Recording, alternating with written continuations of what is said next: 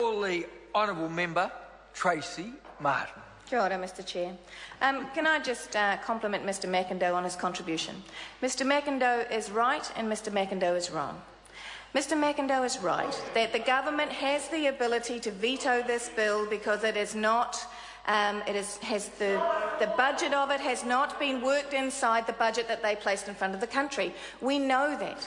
I think what is most interesting, and probably what the New Zealand public needs to understand, is that some of the frustration of the opposition is that we know that, Mr McIndoe. Your government has that ability. Use it.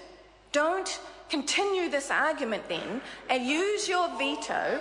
Use the veto. Don't be so afraid with regard to the election that is coming and the backlash that your party may receive from the New Zealand people when where Mr McIndoe is wrong is Mr McIndoe said that there is no mandate from the New Zealand people for this bill, and yet Mr McIndoe knows, like every other member's bill, it goes before a select committee, that the New Zealand public have just as much opportunity, and many took this opportunity, many more than other members' bills that have been out there, to put their voice inside the consultation process. Mr McIndoe knows that. So Mr McIndoe knows that the New Zealand public has had an opportunity to discuss this bill, and that the submission after submission after submission was in favour of this bill. Mr McIndoe and his party often use the fact that they have a mandate because they are elected representatives of the country. They argue against citizens-initiated binding referendum on that basis.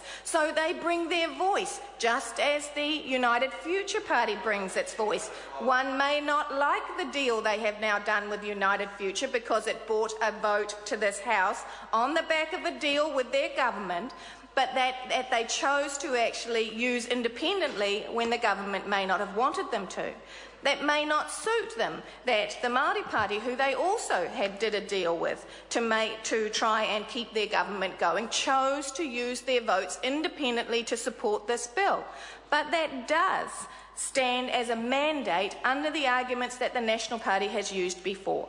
So Mr McIndoe is an eloquent speaker, there is no doubt about it. And Mr McIndoe is a good, honest, decent man who loves his family and supports his electorate and believes in parents and children.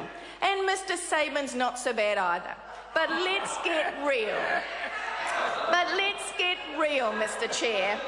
What has been happening here is the opposition understands the position it is in. It understands that the government has the power of veto. Get on with it. If you're going to veto it, and let the people of New Zealand see and make their decision when they go to the polls on the fact that you vetoed a bill that almost 100% of the submitters actually supported. I call the honourable member Maggie Barron. Thank you very much.